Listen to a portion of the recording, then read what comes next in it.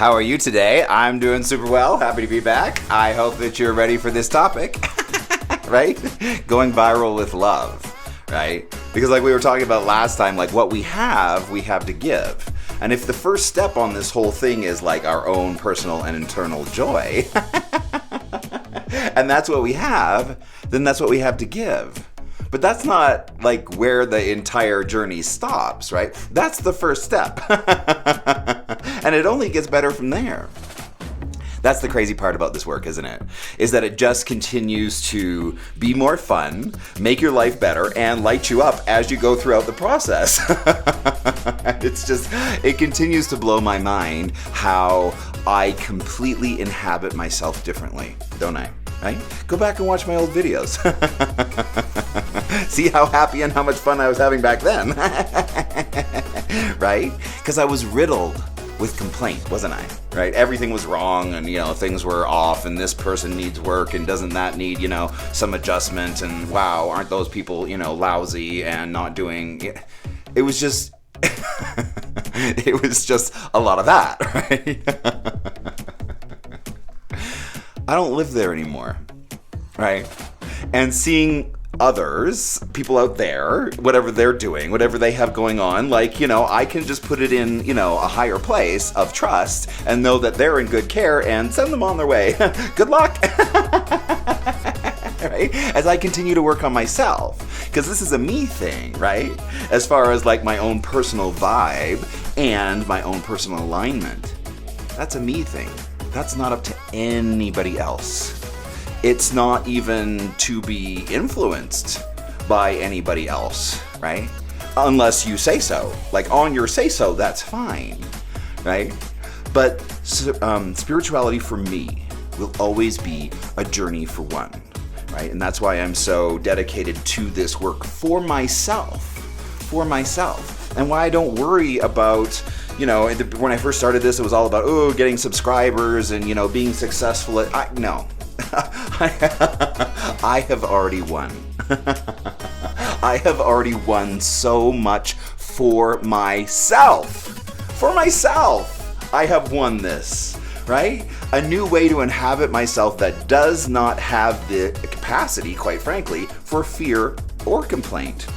And when those two things disappear, you will experience yourself in a completely new light, right? And you will take charge of you and your mind and your mood and your vibe and be master and commander of you, right? That's what this whole thing is about, right? Like gaining control of our own personal vibe and letting that be an us thing. The main thing that you have to do in order to find that place is to go from looking at the world out there to looking at the world in here. And only letting the world out there do one function and one function only, which is to inform us of what's going on internally and if there's anything that needs to be adjusted, right? It's actually kind of a fun game, and it allows you to radically detach from the ick and the density of this plane, of planet Earth, which is super tricky, right? Right? But, oh well, here we are. So why not make the best of it? And making the best of it is you being in your power, being seated in self, so that you can make decisions for you in terms of what's right for you and how you want to walk through this world, what you want to inhabit, how you want to vibe. That is up to you, right? So let's do a little exercise. Do we think I can throw myself into joy? I say I can. Ready? And stop. Music play. Oh yeah.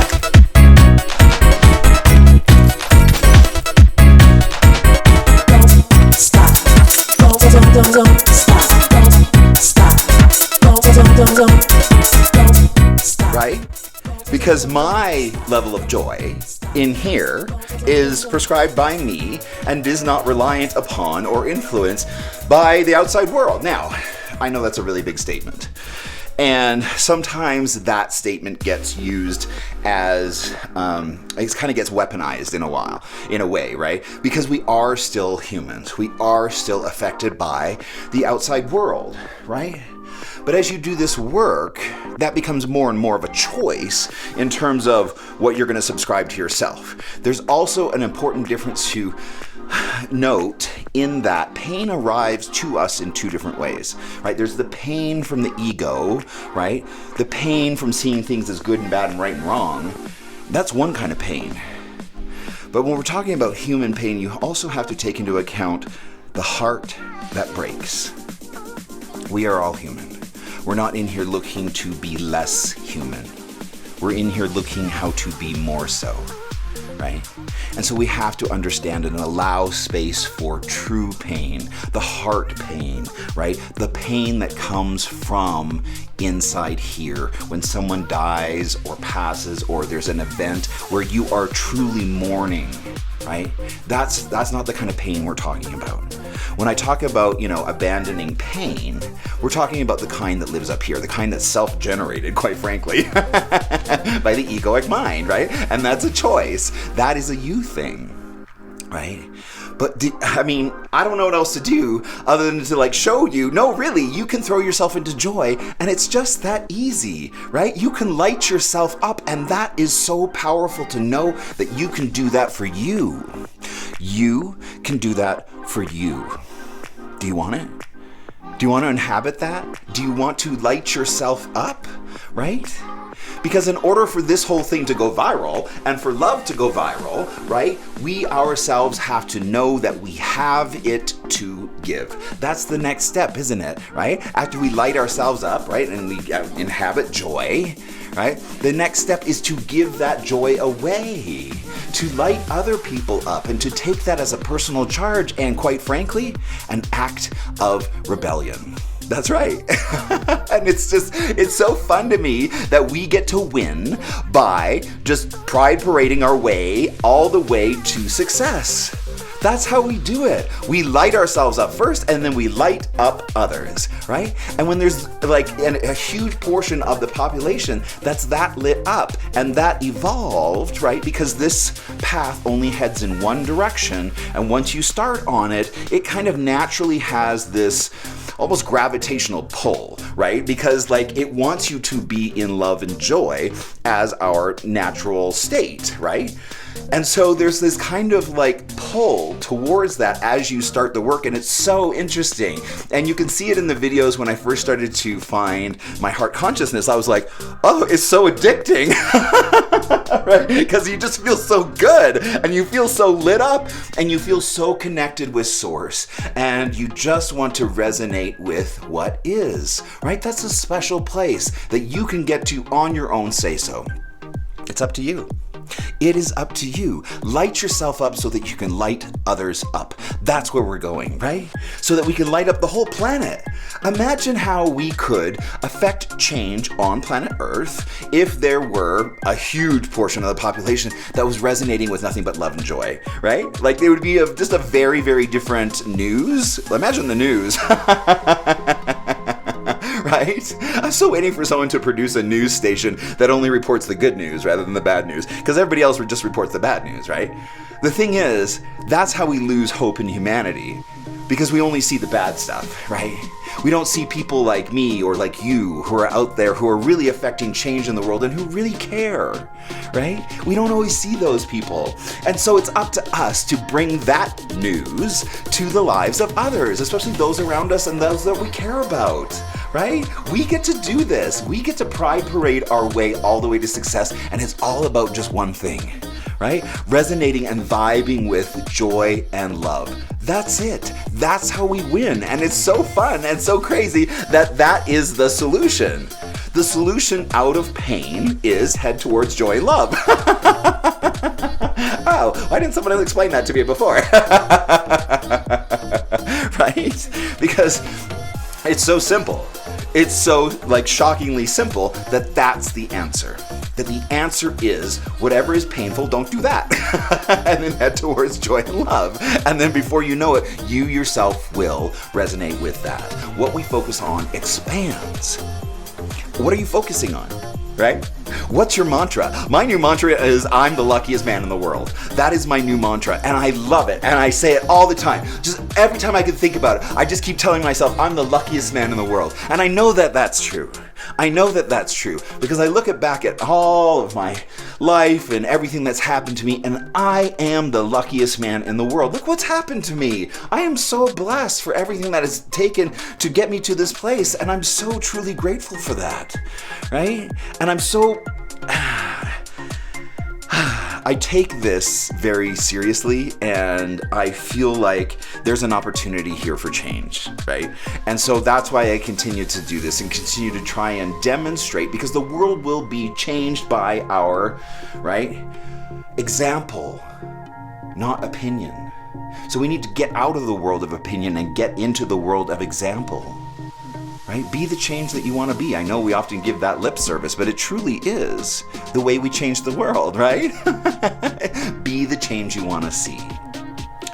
Adopt this type of living for yourself. It will pay off in ways that you can't even understand. That when it starts to, especially the exchanging with the energy all around you, that is such a game changer. Like, oh, suddenly the plants are more alive and, quite frankly, open to communication. And same with like the plants, and like everything around you becomes a conversation, right? Not just dead stuff that you're looking at. When you start to exchange and resonate with that much, power of the universe and just source energy. There it is. That's what I was looking for. Source energy. Right? So I continue to do this, and I continue to try and show and be an example of where we're going and how we get there, right? And to continue to evolve. This evolution work will blow your mind, right? I'm still so charged by the And Love Said No video, right? Because I'm really having to look at it like we talked about last time. Like, what is that fulcrum that makes the difference between love being said from the ego versus love being said from, versus no being said from love? I always switch those two for some reason. Right? So what's the action here? What is the kind of state of being or rule in which determines whether your no is being said from the ego or from love? So we know this thing right here, in order to say no effectively, right, can be a complete sentence. That's the first step, understanding that no is enough, that you are enough to say no as a complete sentence. That's the first thing. It has to be delivered with that kind of grounded energy in self, right? But then what also do we know about tipping the scale towards love? Well, love has to respect the other individual. Love has to see the humanity in others. Love will never lose that. Love will never address another in a disrespectful way. Love will always see the value and humanity in others, whether you understand them or not. So, the marginalized. Those of us who have been born into a world that doesn't accommodate us well. Hello? It's like my poor parents. When I was born into their family, and I'm like, hey! And they're like, oh God, what is this? And I'm like, will you buy me some tap shoes? And they did. And I wore them to school. I think that's when my personal popularity kind of went in the shitter. Might have had something to do with it. Anywho, the marginalized. Those of us, right, who have been born under the acceptable line of, what a human does and who a human is, right? Those of us born below that, right, who don't have access to a heterosexual expression of ourselves, right? Because that's expected, especially in faith communities, in the way that I was raised. That was an expectation, right? And so when you can't deliver those types of things, and they then marginalize you, and you find yourself living in a world where not only do you have to try and, like leapfrog over the bullshit and the bigotry and all of that you have to deal with, that's been heaped on top of you as unfair, right? So not only do you have to deal with that, but then in order to affect change, you have to rise above where the bigots, quite frankly, are, where they are. You can't meet them where they are, right? You have to rise above. You have to get yourself into a place where they can maybe hear you. And they can only maybe hear you, and you can only affect change in that bigotry from a place of love, right? So we got to really study what does that mean? What does that look like? So it means addressing the others even though they are bigots, right? Anyone who supports a bigoted organization is a bigot. Anyone who pays for a bigoted organization is a bigot, per the dictionary. So anyone who is involved in that type of activity in their life, right, you can't meet them with, their energy band, their bigotry, right? You have to rise above, and you have to, in order to try and affect change in the mind, we speak from the heart, right? And so it's like those of us who not only have to try and deal with the bigotry that we've been dealt just to bring ourselves up to, a way that we can function in the world and not be beaten down. That's step number one. But then the step number two is to try and affect change, is to rise above the vibration of whatever this bigoted nonsense is. So those of us who have been marginalized, we have to do twice the work, don't we?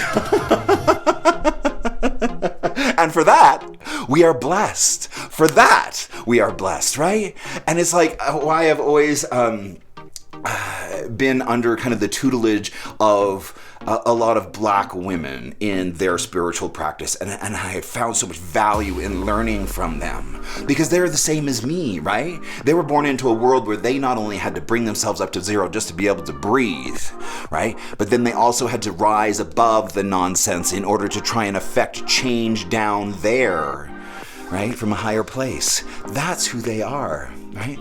So for that, we are blessed. We are blessed. We get called out to do double duty, right? And clearly that was our assignment coming in onto planet Earth this go round, right? So let's step up. Let's not complain about it. Let's just get to work, right? So put on your jock straps and your leathers, and we're going to pride parade this way down Fifth Avenue. Right? Because again, the ones who resonate with the least amount of judgment will win. The ones who are having the best time and who are partying their asses off and who are just loving life and accepting everything and everyone as it is without complaint. That's the team that wins. That's the team that wins because they'll be the most attractive to others, right? And people want to join the party. People want to join the feel-good team, right? They don't want to join the group that's screaming and yelling and calling people names and calling me and my husband an abomination to our faces. Nobody wants to join that, right? That's over. That is so over. That is over, right? And so the new earth transpires from a place of love and love only, where bigotry, when it steps up, and it steps up next to pure love, calls itself out. And that is the beauty, that is the protection that you have once you vibrate with nothing but love and joy. It's so incredible. It's just I'm continually, truly blown away by this, right? So if we know that love, when it's saying no, must see the humanity in the other, what are other attributes for this fulcrum in terms of determining whether our no is clean of ick or not? Love is the absence of judgment. So not only do we have to be saying no while we're respecting this person, we also can't arrive to it with complaint. Say no without complaint, right? If we study that and we get that down, that will be a game changer. To be able to say no without complaint, to be able to say no without judgment. oh my gosh, like I'm still having to study this thing. I haven't quite, and I know that I'll get down to just one single idea or kernel of a concept that will be clearer than that. I haven't quite gotten there yet, but I know that once I discover what this thing is that tips a no from ego to love, right? Once I fully understand that and I can use that and language it appropriately in my day, look how much more personal power I will have, right? Because that's what this is all about, personal power, right? Standing in it and being able to say yes or no from a place of love without having to explain yourself, without resonating with complaint, without resonating with judgment, right? That's how we get there.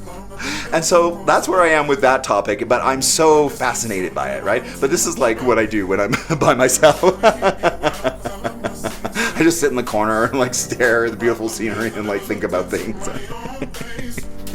So, oh well.